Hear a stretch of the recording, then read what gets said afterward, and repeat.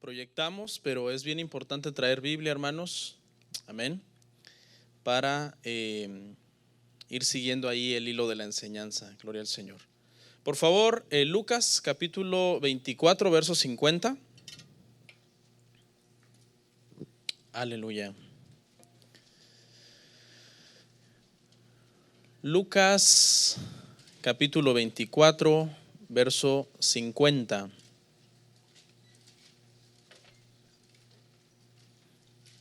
Gloria al Señor.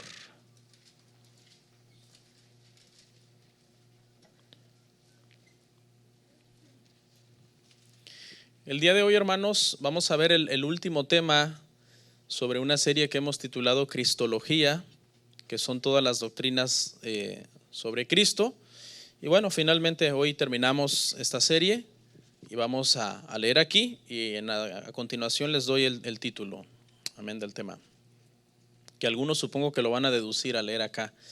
Esta porción, leemos la palabra, dando gracias a Dios por su palabra. Dice: y lo sacó fuera hasta Betania, y alzando sus manos los bendijo.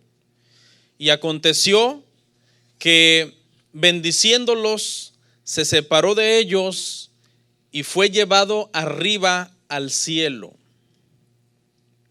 Ellos, después de haberle adorado, volvieron a Jerusalén con gran gozo y estaban siempre en el templo, alabando y bendiciendo a Dios. Amén. Oramos. Te damos gracias, Padre, por esta palabra que con tu ayuda, Señor, nos permitirás compartir en esta mañana acá en la congregación. Te pido una bendición especial sobre cada uno de mis hermanos y hermanas que se han dado cita aquí. Y ayúdanos, Padre, para que el día de hoy tu palabra, Señor, quede en cada corazón, Señor. Todos los textos que estudiaremos hoy sean de bendición para cada vida. En el nombre de Jesús, amén. ¿Pueden sentarse? Aleluya. Gloria a Dios. El tema, hermanos, se titula La ascensión de Cristo. La ascensión de Cristo. Y con este tema terminaremos esta serie. Amén. No podemos separar los temas de las doctrinas de Cristo uno de otro. Por ejemplo, su nacimiento virginal y encarnación es importante. Debemos dominarlo y conocerlo. Es parte de la cristología, es parte de las doctrinas del Señor. No podemos separar eso de su ministerio y obra milagrosa e incomparable que él hizo por más de 3 años en la tierra, lo que fue su ministerio terrenal. No podemos olvidarnos de su muerte en la cruz y de su resurrección sobrenatural. Pero tampoco podemos, hermanos, separar de estas doctrinas la ascensión, ya que la ascensión es parte importantísima de todo lo que fue el ministerio de Jesús. Fue un suceso que en la Biblia es narrado en unos escasos minutos, sin embargo es trascendente para nosotros como creyentes. La muerte es importante, claro, pues con su muerte venció el pecado. Su resurrección es importante, por supuesto, porque con su resurrección venció a la muerte. Pero no podemos olvidarnos de su ascensión. Y la ascensión de Cristo en la Biblia es mencionado en 3 lugares diferentes. En el Evangelio de Lucas, donde lo acabamos de leer, el pasaje paralelo en Marcos acerca de la ascensión, que son los últimos 2 versículos de Marcos, y también en el libro de los Hechos, escrito también por Lucas. Sabemos que Lucas escribió su evangelio según Lucas y escribió también el libro de los Hechos de los Apóstoles. Amén. Lo que vamos a hacer el día de hoy es tomar estos 3 relatos que están en diferentes pasajes de la Biblia y por medio de los 3 ampliar un poco más el escenario acerca de la resurrección de Jesucristo. Amén. De la ascensión de Jesucristo, quiero decir. Obviamente no podemos hablar de la ascensión sin hablar de la resurrección. Fue el tema pasado, la semana pasada. Amén. Sabemos que Cristo resucitó. Dice que resucitó y se presentó ante sus discípulos con pruebas, dice, indubitables. Es decir, les dio tales pruebas a todos los que lo vieron de su resurrección, que a nadie le quedara duda. Las mujeres lo vieron cuando fueron a la tumba a buscarlo, se presentó ante las mujeres. Dice que ellas se querían asir de él, y él les dijo: no me toquéis, porque todavía no he subido a mi Padre, no he sido glorificado todavía. ¿Se recuerda de ese pasaje? Ahora mire, le voy a hacer una aclaración acerca de ese pasaje, porque a Tomás no le dice no me toquéis, a Tomás le dice lo contrario. A Tomás le dice: mete tu dedo en las llagas de mis manos y tu mano en mi costado para que veas que soy real. Entonces, ¿por qué hay como una especie de contradicción? A las mujeres les dice no me toquen y a Tomás le dice tócame. La respuesta es muy sencilla. La expresión ahí, cuando habló a las mujeres no me toquéis, es porque las mujeres querían agarrarlo, querían asegurarse que no las volviera a dejar. La palabra ahí lo que quiere decir es que estas mujeres querían de alguna forma como retenerlo. Cuando él les dice no me toquéis, no se refiere a no me toquéis literalmente, no entren en contacto con mi piel, no, sino lo que él les está tratando de decir es: no traten de retenerme. Es verdad, resucité y aquí estoy, pero no estaré para siempre con ustedes, me iré. ¿Por qué? Porque 40 días después de su resurrección él se iría. Entonces esa es la explicación a por qué Jesús a las mujeres les dice no me toquéis y a Tomás le dice tócame para que veas que soy real. ¿Okay? Esa es la explicación y quería aclarárselo. Se le presentó a sus discípulos. En una ocasión se presentó, dice, en una reunión donde había más de 500 personas y él estuvo ahí por 40 días resucitado, instruyendo a sus discípulos acerca del reino de Dios. Aleluya. Es difícil para algunos de nosotros comprender el tema de la ascensión, porque obviamente la lógica dice que nadie se puede levantar del suelo y desafiar las leyes de la gravedad e irse al cielo. Pero así fue, porque así la Biblia lo enseña, y Él está, hermano, en la gloria, Él está a la diestra del Padre, y nosotros estaremos un día también con Él. Amén. Vamos a analizar nuestro pasaje, Lucas, ahí donde leímos, 24:50, me parece. Y vamos a analizar algunas frases. La primera frase dice que y lo sacó fuera hasta Betania. Betania era un lugar muy visitado por Jesús. Jesús por lo general se mantenía a los alrededores de Jerusalén y Betania era una ciudad cerca de Jerusalén. Betania tenía una característica, que en ella estaba ubicado el Monte de los Olivos, y fue este lugar, el Monte de los Olivos, que el Padre escogió para que fuera la ascensión.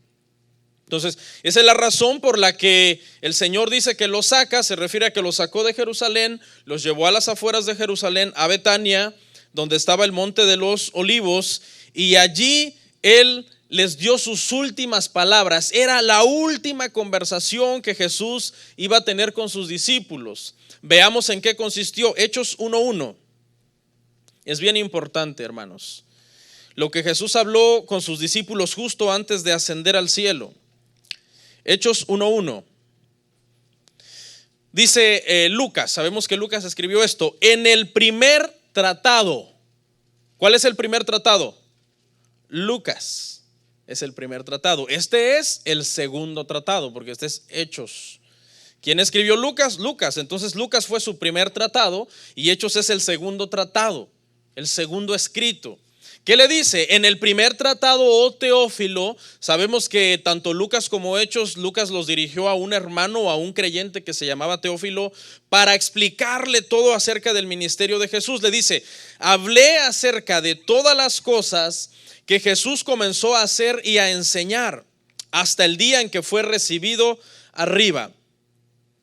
Después de haber dado mandamientos por el Espíritu Santo a los apóstoles que había escogido, a quienes también después de haber padecido se presentó vivo con muchas pruebas indubitables, es decir, que no se pueden poner en duda, apareciéndoles durante 40 días y hablándoles acerca del reino de Dios. Y estando juntos les mandó que no se fueran de Jerusalén, sino que esperasen la promesa del Padre, la cual les dijo, oísteis de mí.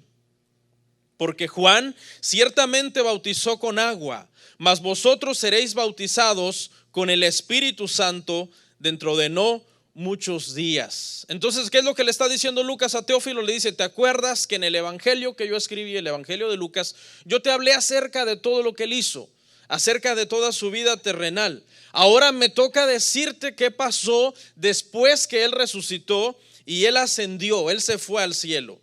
Y dice que lo que hizo el Señor fue, en este proceso de 40 días, enseñarles acerca del reino de Dios. Y la última instrucción fue: no se vayan de Jerusalén, porque dentro de no muchos días vendrá sobre vosotros el Espíritu Santo. Y era necesario que viniera, porque era el Espíritu Santo el que iba a capacitar ahora a los discípulos, a todos los creyentes, para hacer la obra de Dios. Mientras Jesús estuvo físicamente con ellos, Él les dirigía, Él los enviaba, Él los capacitó, Él les enseñó todos los misterios del reino. Ahora que Él se había ido, era necesario que viniera el Espíritu Santo para que estuviera con los discípulos y con todos los que somos creyentes, para capacitarnos para la obra del ministerio. Dice que entonces Jesús alzó sus manos y los bendijo. Los bendijo. Estas palabras tuvieron que haber sido muy solemnes, porque obviamente eran las únicas palabras las últimas palabras, que Jesús iba a hablarles a sus discípulos justo antes de irse. Era la despedida. Habían estado ya con el Señor por muchos años, por más de 3 años con el Señor, y ahora tocaba el momento de la despedida. No da más información el Espíritu Santo sobre exactamente cuáles fueron las palabras, simplemente dice que los bendijo, pero podemos deducir que al ser las últimas palabras terrenales de Jesús, fueron muy solemnes. Les dijo: vendrá el Espíritu Santo, y alzando las manos al cielo, de donde viene toda bendición, porque el cielo es fuente de toda bendición, Jesús bendice a sus discípulos. La frase 3: y aconteció que bendiciéndolos se separó de ellos. La palabra griega aquí para separó es la palabra disteme, de donde de alguna forma viene la palabra distancia. Quiere decir que puso un poco de distancia. Estaba el grupo de discípulos, él puso un poco de tierra de por medio, porque obviamente el poder glorioso del Señor iba a levantarlo de la tierra, y puso un poco de distancia entre él y sus discípulos. ¿Y qué pasó? Y fue llevado arriba al cielo. ¿A dónde? Al cielo. ¿Por qué? Porque él de allá vino. ¿Quién es el que asciende al cielo?, dijo él, sino el que desciende del cielo. ¿Quién es el que sube al cielo?, sino el que bajó del cielo. Veamos este pasaje en Hechos 1:9, hermanos, esta historia, donde se nos da más detalles, se nos va ampliando un poco el panorama. Hechos 1:9 al 11 dice: y habiendo dicho estas cosas, ¿qué cosas? Las que dijo antes: no se vayan de Jerusalén, esténse acá, recibirán el Espíritu Santo. Viéndolo ellos, fue alzado y le recibió una nube que le ocultó de sus ojos. Estando ellos con los ojos puestos en el cielo, entre tanto que él se iba, he aquí se pusieron junto a ellos 2 varones con vestiduras blancas, los cuales también les dijeron: varones Galileos, ¿por qué estáis mirando al cielo?, les preguntan. Este mismo Jesús, señalándolo mientras él está siendo llevado al cielo, que ha sido tomado de vosotros al cielo, así vendrá como le habéis visto irse al cielo. Fue algo literal, no fue una alucinación, no fue un sueño. Fue la ascensión de Cristo, fue literal, fue corporal, fue real. En su cuerpo glorificado, un cuerpo que, por cierto, más adelante le voy a dar más detalles, todas las características que tenía, fue llevado al cielo. Ese cuerpo glorificado tenía la capacidad de actuar en lo físico, o sea, comió y bebió con su cuerpo glorificado, pero también tenía la capacidad de actuar en lo sobrenatural. Porque en una ocasión, camino a Emaús, cuando está hablando con unos de los discípulos, dice que está comiendo con ellos. Usted lo puede ver en Lucas 24:31 en su casa. Y está comiendo con ellos, y mientras está comiendo con ellos, dice que desaparece de su vista.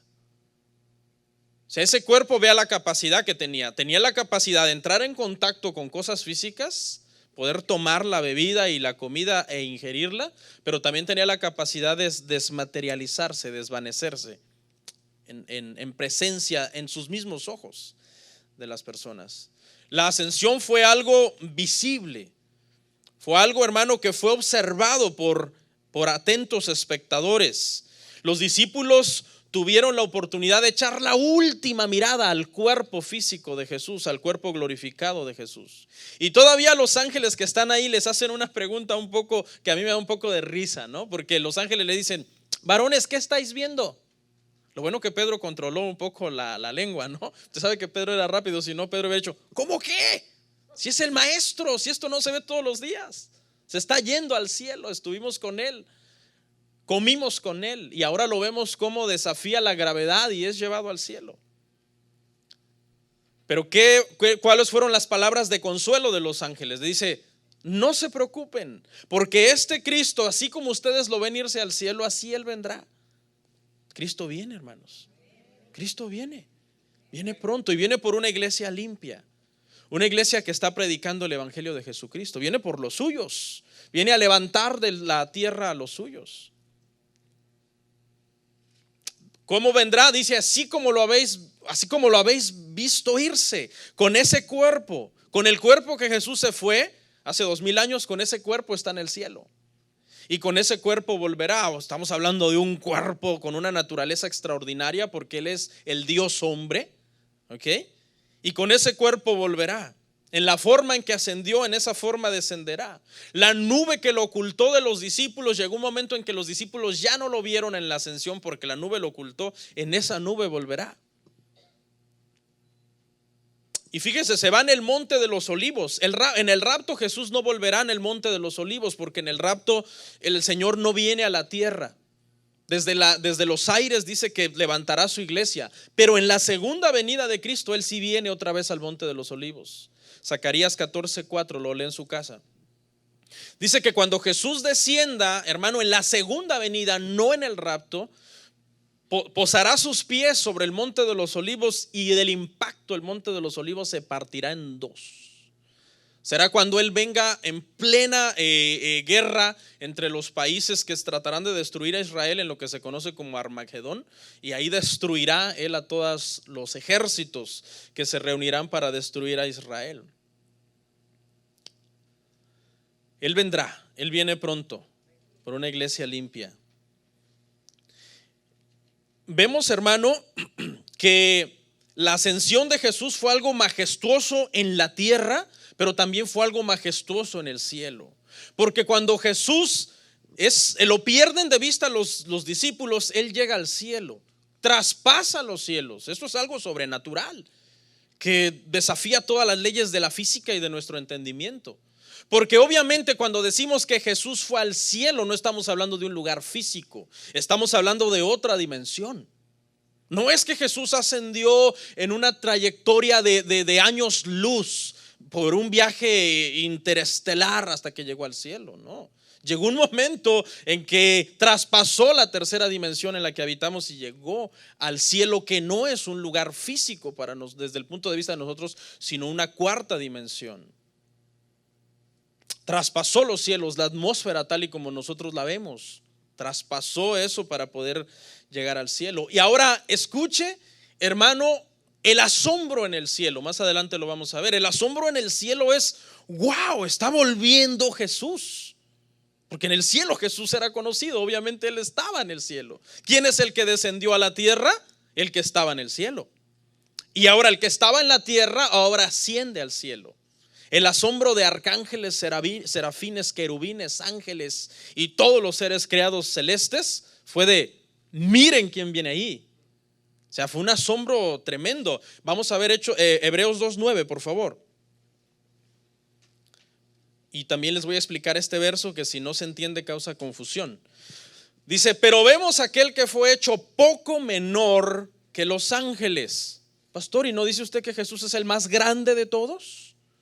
¿No aquí dice Hebreos que fue hecho poco menor que los ángeles? Ahorita le explico. A Jesús, coronado de gloria y de honra, a causa del padecimiento de la muerte, para que por la gracia de Dios gustase la muerte por todos. Este pasaje se tiene que entender, hermano, en el sentido de que la encarnación de Jesús lo hizo poco menor que los ángeles. Su estado de humillación, su estado en el que Él tomó la forma humana para poder venir a morir a la tierra. Eso se refiere, que fue hecho poco menor que los ángeles. No que sea poco menor que los ángeles. Él es el más sublime de los cielos.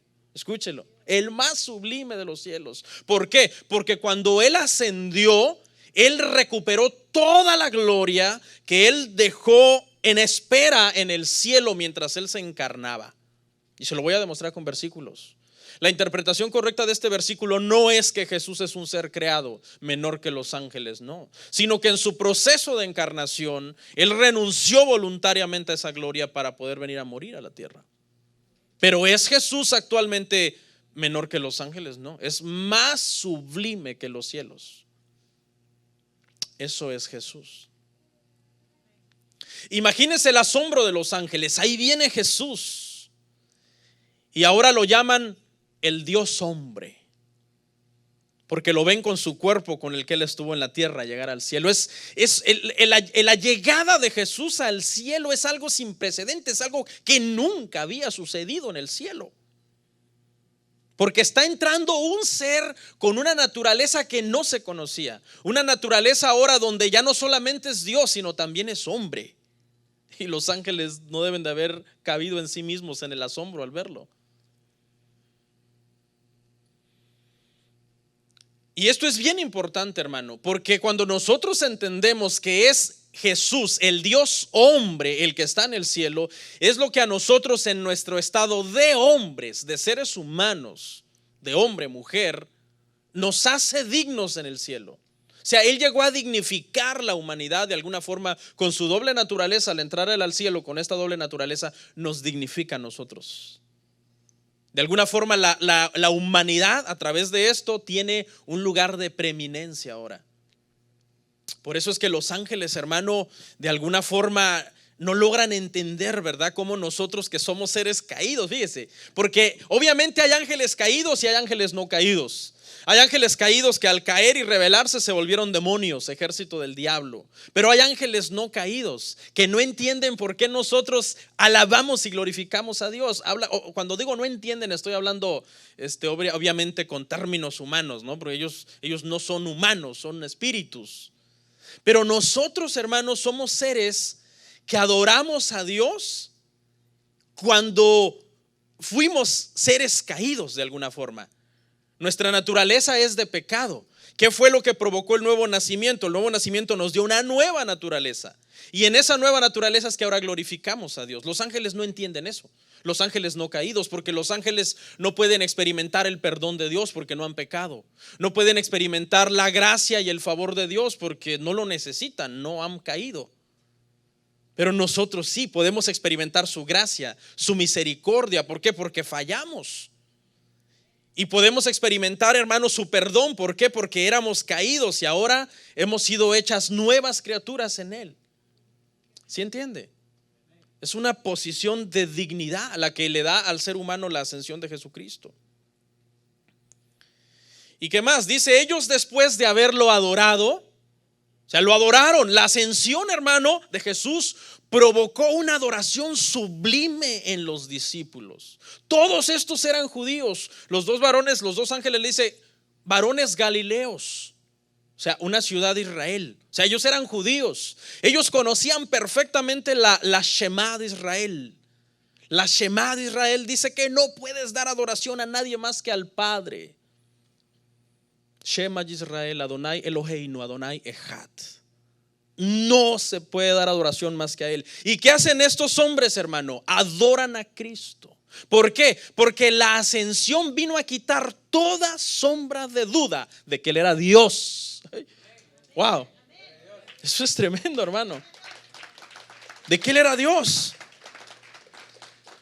Después, dice, de haberlo adorado, ¿qué pasó? Volvieron con gran gozo. Gran gozo, ¿pero por qué? Las despedidas generalmente causan tristeza. Las despedidas generalmente te causan nostalgia. ¿no? Soledad, decir, se fue la persona y ahora, ¿qué voy a hacer? Hay gente que entra hasta en depresión cuando alguien los deja, su familia se va. Estos no, estos están con gran gozo, porque ellos están viendo en la ascensión, escuche, que el cielo no es algo inaccesible, que se puede ir al cielo, que no es un cielo lejano, sino es un cielo que Él les ha prometido. Donde yo estoy, vosotros también estaréis. Se están despidiendo de alguna forma del Jesús que es físico, que tiene cuerpo, pero ahora están llenos del Jesús que está entronado en el cielo y que está en todos lados ahora, dirigiéndolos y guiándolos a los discípulos. Volvieron, dice, con gran gozo. Es un gozo inexplicable. ¿Por qué? Porque realmente el mundo no había cambiado mucho como para que dijeran, bueno, ya Jesús ascendió y esto significa que el mundo es nuevo y todo es nuevo. No.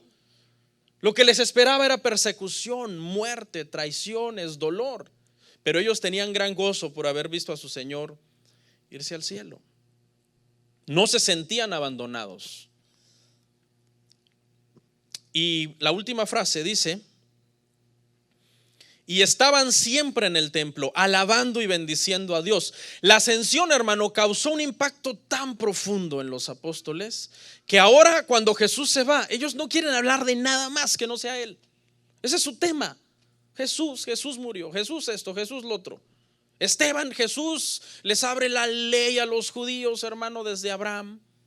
Y Pedro en el pórtico de Salomón de un sermón les dice: este Jesús que ustedes crucificaron, Él era el Mesías. Y les prohíben, no hablen más en el nombre de Él.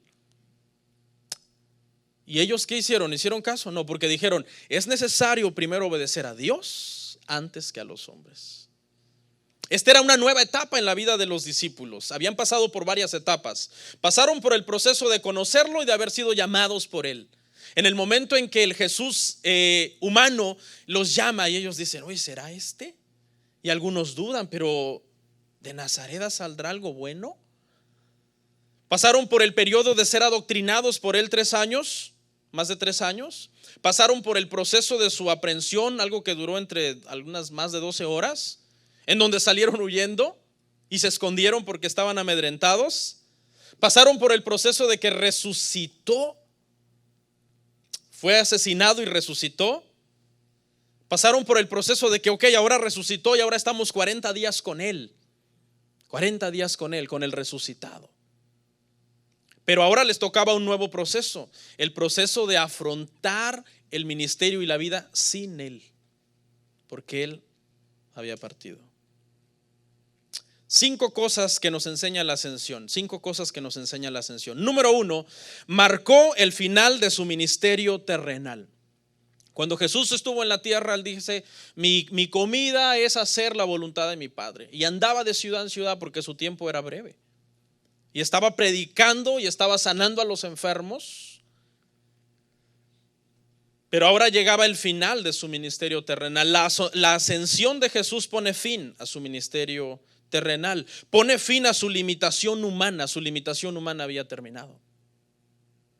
Era tiempo de que se entronara. La ascensión y la entronización de Cristo siempre van juntos. 2, aprendemos también de la ascensión que la ascensión significa el éxito de su obra y ministerio en la tierra. Esa es la razón por la que el Padre lo levanta. El Padre le dice: has terminado todo lo que te mandé hacer a la tierra. Y lo levanta de la tierra. ¿Y lo levanta para qué? Para irse a sentar a la diestra de Dios. En el tabernáculo, hermano, no había silla para el sumo sacerdote. Y eso significaba que no había silla porque nunca terminaba de expiar los pecados de la gente. Porque el sacrificio de los toros y de los animales que se hacía, hermano, era temporal. Y el año que venía había que volverlo a hacer. El sacerdote no se podía sentar. Pero Cristo llega al cielo y ¿qué hace? Se sienta a la diestra del Padre. ¿Por qué? Porque cuando Él estaba en la cruz, Él dijo: consumado es. Es decir, la obra de salvación fue completada. La obra de salvación fue completada. Su sacrificio expió los pecados de los suyos, una sola vez y para siempre. El sumo sacerdote no, tenía que estar cada año volviendo a hacer los mismos sacrificios para expiar los mismos pecados y en algunos casos hasta pecados peores de las personas. 3. Aprendemos también de la ascensión que Él retoma su gloria celestial, la cual dijimos hace unos instantes que Él voluntariamente dejó para poder venirse a encarnar y a morir a la tierra. Hechos 2:32, por favor. Aleluya.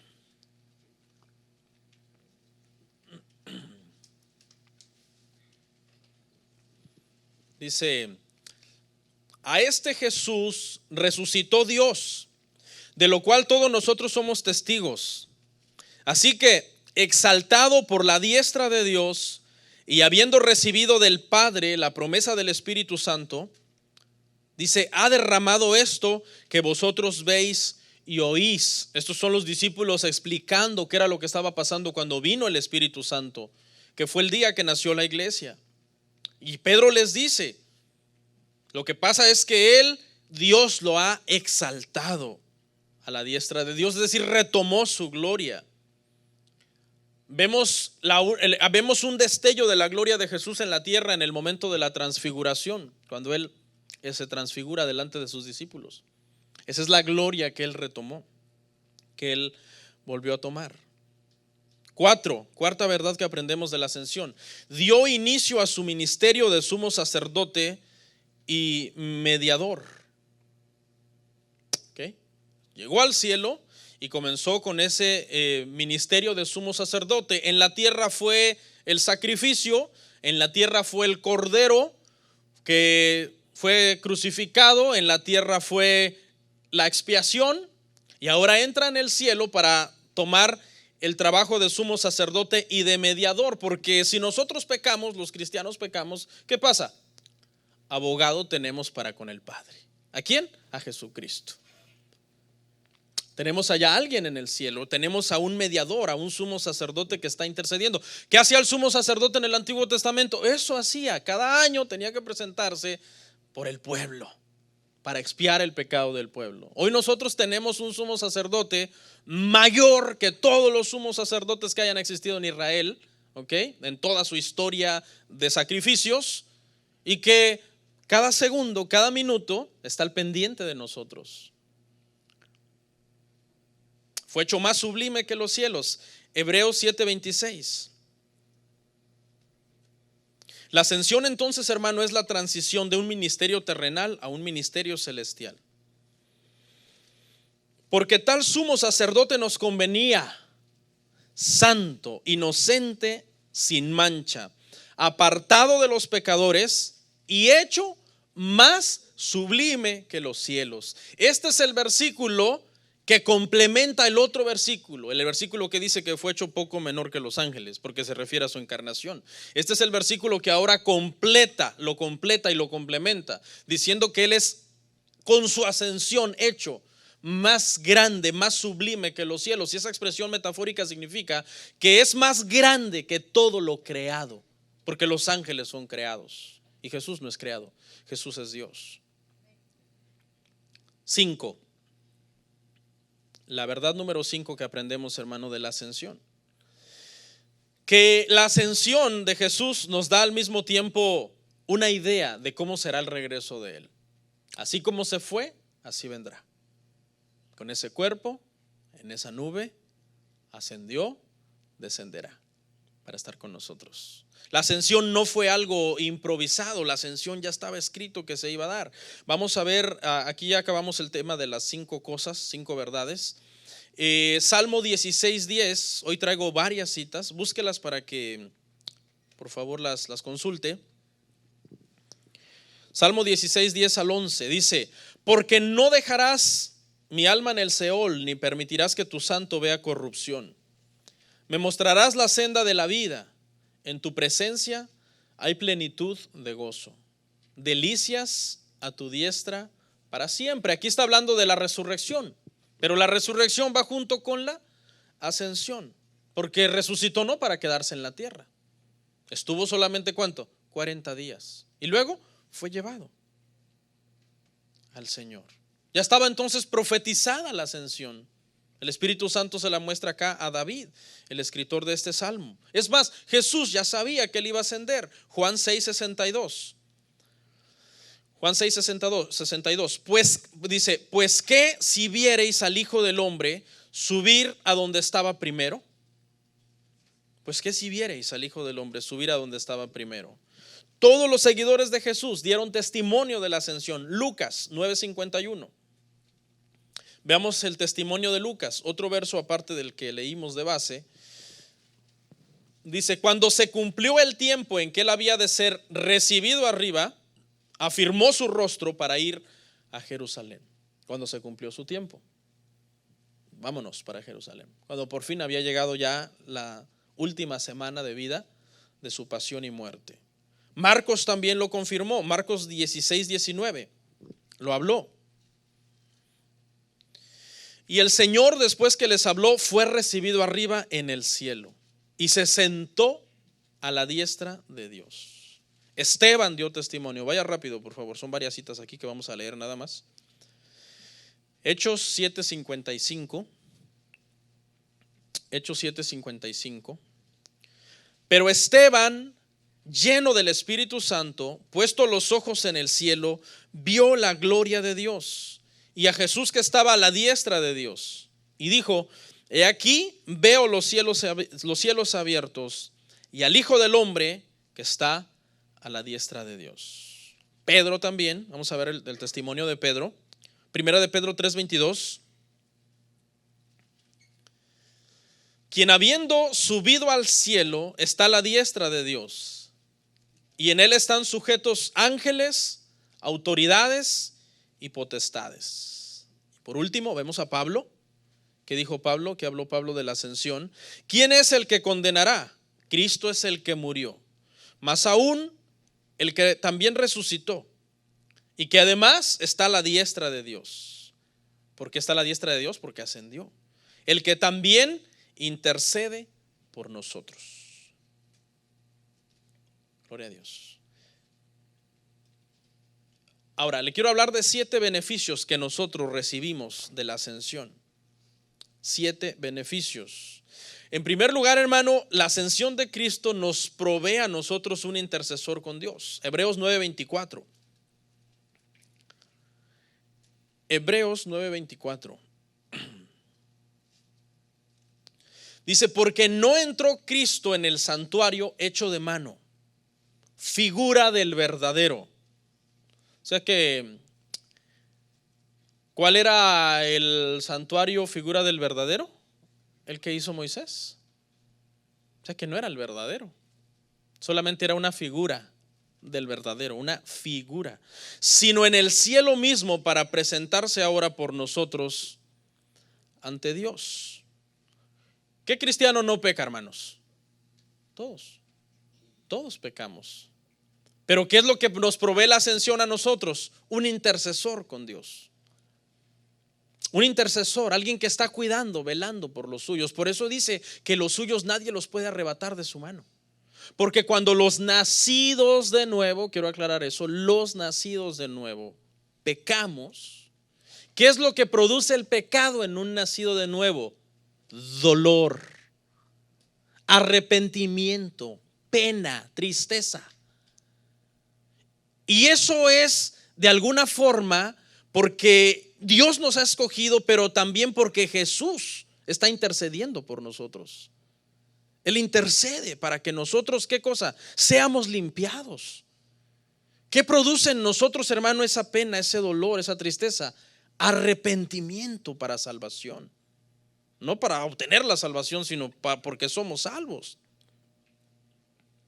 ¿Qué es lo que hace la conciencia, hermano? Fíjese, la conciencia de alguna forma en nosotros dice que nos acusa o nos defiende, dicen Romanos. O sea, la conciencia para nuestra alma es lo que el dolor físico es para nuestro cuerpo. La conciencia nos protege. El dolor físico, ¿usted sabía que es un regalo de Dios? El dolor físico es un regalo de Dios. El dolor físico es el que nos dice que algo está mal en nuestro cuerpo y que necesitamos revisarnos.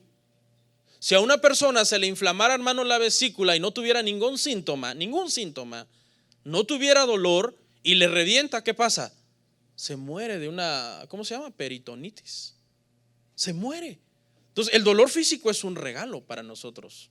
Cuando algo nos duele es una alarma que nos está diciendo, algo está mal, arréglalo. Entonces, cuando un creyente peca y la conciencia lo acusa, esa conciencia está haciendo el papel de crearle ese dolor para que la persona se arrepienta. Entonces, es bueno cuando una persona que va a la iglesia peca y no siente nada, es señal de no conversión. No hay conversión, porque los verdaderos nacidos de nuevo, el pecado es algo que ya no va contigo. Simplemente caíste en esa falta, o en ese agravio a Dios, a sus mandamientos, porque somos pecadores todavía, amén, en un proceso de santificación. Pero ¿qué pasa? Tenemos un intercesor en el cielo que está intercediendo por nosotros, la conciencia que nos acusa, la cual nos lleva al arrepentimiento y por lo tanto a la salvación. Entonces vea el beneficio tan tremendo que nosotros obtenemos de la ascensión del Señor. Estaba acá, ahora se fue allá, se sentó a la diestra del Padre y está intercediendo por nosotros. Ahora, tampoco entienda esto como una invitación a pecar. No, pues allá está Jesús.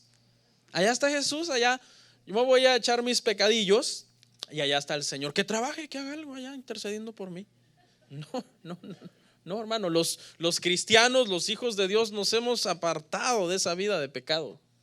No nos llena ni nada, al contrario, es algo que ahora lo consideramos una vanidad, andar en las vanidades de la vida, de los pecados de los hombres.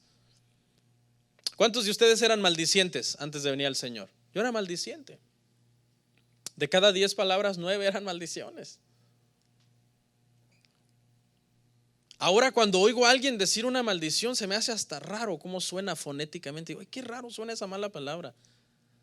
Porque estoy con tantos años de no decirla, ¿y por qué uno dice ese tipo de expresiones? Pero obviamente esto no lo entiende una persona que no es nacido de nuevo. Una persona que no es nacido de nuevo dice, pero si tan bonito que es maldecir. Siento tan bonito cuando le digo de todo a mi esposa, hasta de qué se va a morir. Ay, es que no la puedo regañar sin malas palabras porque eso no me satisface. Tengo que a fuerza maldecirla porque eso me hace sacar mi ira. Pero los hijos de Dios no. Ya es un lenguaje que no existe en nosotros. Ahora es un lenguaje de glorificar a Dios. 2, nos da acceso a Dios. ¿Ok? No solamente Jesús intercede por nosotros, que es muy bueno, pero también nos da acceso a Dios. O sea, tenemos entrada. Somos hechos dignos. ¿Cómo puede ser que un ser humano sea digno de estar ante Dios? David, cuando no comprendía esto, en el Salmo 8 dice, pero ¿quién es el hombre para que te acuerdes de él? ¿Quién es el hijo del hombre para que lo visites? David no lo entendía. Pero fíjese que en ese salmo ya David de alguna forma proféticamente está hablando de cómo los beneficios tan grandes que íbamos a obtener por el sacrificio de Jesús y su ascensión. ¿Qué somos nosotros para que Dios nos tenga en cuenta? Y ahora Jesús nos hace dignos. Hebreos 4:15 al 16. Gócese por esto es maravilloso, hermano. Hebreos 4:15 al 16. Porque no tenemos un sumo sacerdote que no pueda compadecerse de nuestras debilidades. ¿Por qué Jesús intercede por nosotros? Porque Él fue hombre y Él conoce todas las tentaciones, fue tentado en todo sin pecado, obviamente, hermanos. ¿Qué dice ahí? Que no pueda compadecerse de nuestras debilidades, sino uno que fue tentado en todo según nuestra semejanza, pero sin pecado. Acerquémonos pues confiadamente al trono de la gracia, para alcanzar misericordia y hallar gracia para el oportuno socorro. ¿Cómo te tienes que acercar, hermano? Confiadamente. ¿Por qué? Porque tú eres nueva criatura, hijo de Dios. Su sacrificio y su ascensión te hace digno.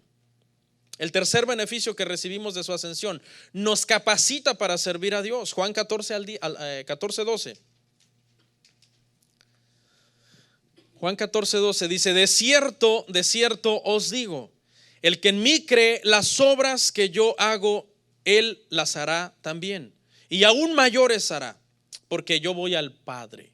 Ahora es importante entender este versículo en su contexto, hermano, porque del abuso de estos versículos es que hay tantas herejías hoy en la iglesia cristiana, ¿no? Que gente dice: no, es que nosotros tenemos que sanar a todo mundo, porque mayores cosas que él haremos.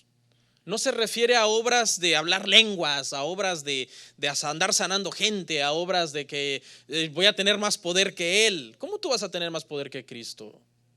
No, esto en el contexto está hablando de salvación. Se refiere a que seguiríamos predicando el evangelio. Esta es la razón por la que en los primeros 2 sermones de Pedro se convierten más de 5,000 personas. ¿Por qué? Porque dice, ¿qué leímos? El que cree en mí, las obras que yo hago, él también las hará. Y en el contexto está hablando de salvación. Ahí en todo ese pasaje, Juan 14 está hablando del Espíritu Santo, de la venida del Espíritu Santo, que capacitaría al creyente para predicar el evangelio. ¿Y por qué dice? ¿Por qué dice que haremos obras mayores que él? Dice, porque ¿yo qué? Voy al Padre. O sea, mi ministerio terrenal terminó, yo voy al Padre, ahora ustedes son capacitados para que ustedes hagan todas las obras que tienen que hacer. Él regresa al cielo, pero los discípulos se quedan en la tierra arduamente predicando. ¿Mientras qué? Mientras él regresa, porque él viene. Cuarto beneficio, hermano. El cuarto beneficio que recibimos de la ascensión es que nos da una posición celestial a nosotros. Efesios 2:6 dice: y juntamente con él nos resucitó y asimismo nos hizo sentar en los lugares celestiales con Cristo. Nosotros también seremos resucitados, también seremos glorificados, nuestros cuerpos también serán levantados, y así como él está sentado en lugares celestiales, nosotros también tendremos un lugar ya apartado por él. Ahí ya no hay que preocuparse de que voy a llegar tarde. ¿Quién le ha tocado ir a algún evento, alguna cosa así? Dices, tengo que llegar temprano para apartar lugar. No, él ya está apartado allá, hermano. Ya ese lugar es tuyo. Bueno, de los hijos de Dios es tuyo. Ya no lo puedes perder. Está ahí para ti. 5. Él se fue también, hermano. El quinto beneficio que recibimos es que al él irse nos envía al Espíritu Santo. En Pentecostés lo envía a la iglesia. Juan 16:7. Y les dijo Jesús a sus discípulos: pero yo os digo la verdad, os conviene que yo me vaya, porque si no me fuese, el Consolador no vendría a vosotros, mas si me fuere, os lo enviaré. Les dijo: no los dejaré huérfanos, no estarán tristes, no estarán solos. Entonces, ¿qué fue lo que confirmó? Cuando el Espíritu Santo vino, eso confirmó la ascensión, porque él dijo: yo me voy. Que se fue, cumplió lo que dijo, envió al Espíritu Santo para que estuviera con cada creyente. El Espíritu Santo vea toda la obra que viene a hacer. El Espíritu Santo regenera al creyente. Es decir, nos lleva en un proceso de regeneración, apartándonos del pecado y de santificación. Es el encargado de enseñarnos la verdad. Él nos guiaría toda verdad, toda justicia. Intercede por nosotros, está dentro de nosotros e intercede por nosotros. Dice que aun cuando no sepamos qué decir, Él nos ayudará a pedir como conviene. Y que el Espíritu Santo nos capacita con dones para poder servir también en la obra. Sexto beneficio, voy cerrando, hermanos. Efesios 1:22. La ascensión de Jesús le dio el poder a la iglesia, hermanos. Ese es el sexto beneficio, que la iglesia recibió poder. Efesios 1:22 dice: y sometió todas las cosas bajo sus pies, y lo dio por cabeza sobre todas las cosas. ¿A quién? A la iglesia, la cual es su cuerpo, la plenitud de aquel que todo lo llena en todo. Jesús está en el cielo y desde allí Él cuida y vigila por su iglesia. Por eso es que la iglesia no puede ser destruida. La iglesia que predica el evangelio de Jesucristo jamás será destruida. Al contrario, como decía, me parece Tertuliano, uno de los cristianos de los primeros siglos, que la sangre de los mártires era semilla de cristianos. La persecución nunca ha hecho daño a la iglesia, nunca. La persecución fortalece a la iglesia, los verdaderos hijos de Dios. La persecución es buena para ellos. ¿Cuántos algunos de ustedes han sentido que alguna vez Dios les aprieta un poquito, hermano? Cuando pasamos por una situación. ¿Qué hace un verdadero cristiano? Cae de rodillas. Ay, Señor. A veces ni sabes qué es. Simplemente lo disciernes en el espíritu. No sé si a usted le pasa, a mí sí, yo a veces digo, pues siento algo en el ambiente así como extraño. Y me postro, Señor, ¿qué pasa? ¿Qué es? ¿Qué está pasando? Tratando de entender lo que está pasando en lo espiritual. A veces son problemas físicos, ¿no? Reales, que son tangibles, que están ahí. Problema con una persona, problema con una enfermedad, problema con la familia, que no faltan, ¿no? Pero ¿qué hace un verdadero cristiano? Cae de rodillas. ¿Qué hace un falso cristiano? Se va. Esto está muy duro. Esa es una señal, mire, hermano. Los problemas jamás alejarán a un verdadero cristiano de Cristo, de su palabra, de la iglesia. Nunca. Más se aferra al Señor. Un falso cristiano, a la primera de cambios, no, vámonos, esto no es para mí. Esto es muy duro. Aunque los hayas visto aquí llorando y gritando y pataleando, la prueba revela lo que hay en su corazón. Así es. Entonces la iglesia, hermano, está protegida. Le dio todo el poder a la iglesia. Por ahí hay gente que según quiere destruir la iglesia, quiere destruir la Biblia, ¿no? Con tanta agenda, hermano, ahora en lo que es la industria de las películas. Por ahí vi un reportaje de, creo, no sé si es el director o el productor de una película, que en esa película se promueve de alguna forma el homosexualismo. Y él en una entrevista dijo que a él le gustaría destrozar la Biblia, que le gustaría agarrarla y arrancarle las hojas. Que tenga cuidado. Que tenga mucho cuidado con lo que dice. Pregúntenle a todos los que han dicho algo contra Dios en el pasado. Nadie prevalecerá contra la iglesia del Señor, ni la muerte ni el Hades. Entonces, ¿pero qué nos dio ese poder, hermano? La ascensión del Señor. Se sentó a la diestra, dice, hermano, y lo dio todo por cabeza sobre todas las cosas a su iglesia. Pues la iglesia es odiada. Todos los días nacen sectas nuevas que atacan al cristianismo bíblico, al cristianismo verdadero. Entendemos también que hay cristianismo falso, cristianismo apóstata, hermanos. Séptimo beneficio. Fue a preparar lugar para nosotros. Juan 14:2. ¿Tenía yo malo ese texto, hermanos? Hace rato. Es que el otro era 12 ya. 12. Juan 14:2. Dice: en la casa de mi Padre muchas moradas hay. Si así no fuera, yo os lo hubiera dicho. Voy pues a preparar lugar para vosotros. La ascensión de Cristo marcó el inicio de la preparación de nuestras moradas celestiales, en donde un día estaremos con Él. Imagínense cómo será eso, hermano. Si a veces nosotros, los padres terrenales, le podemos preparar buenas moradas a nuestros hijos, ¿sí o no? Ahí les preparamos el cuarto a nuestros hijos, la pintura que le guste, la cobija que le gusta, la cama que quiere. Si nosotros, siendo terrenales, les preparamos buenas moradas a nuestros hijos, ¿qué morada nos estará preparando el Señor, hermano? A nosotros. Cristo mismo preparando esos lugares celestiales para que donde Él está sentado nosotros también estemos. Gloria al Señor. Fíjese, no hay duda, hermano, de que la ascensión de Cristo vino a capacitar a los creyentes. No hay duda, porque eran hombres sin letras, hombres sin dinero, sin influencia política, sin recursos conectes o algún tipo de estrategia humana que los fuera a llevar al éxito. No tenían nada de eso. Los pobres se quedaron ahí regocijando porque Él se fue cuando Él les había encomendado la empresa más difícil del mundo. Les dijo: vayan a predicar este evangelio a todo el mundo. No tenían carro, no tenían dinero. Y fíjese, ante tal logro que los cristianos lograron, ¿qué hizo el cristianismo en el primer siglo, hermano? Trastornó al imperio romano. ¿Cómo es posible? ¿Qué nos da a entender eso?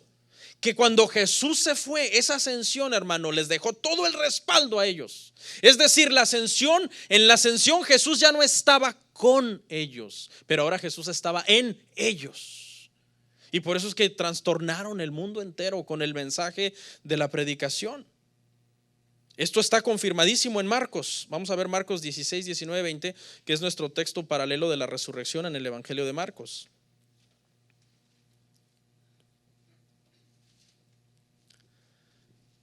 Marcos 16, 19 y 20. Y el Señor, después que les habló, fue recibido arriba en el cielo y se sentó a la diestra de Dios. Y ellos, saliendo, predicaron en todas partes. Aquí es donde quiero que ponga atención. Ayudándoles el Señor y confirmando la palabra, ¿cómo? Con las señales que le seguían. Amén. O sea, no estaban solos. Todo lo que hacían era bajo el poder de Dios.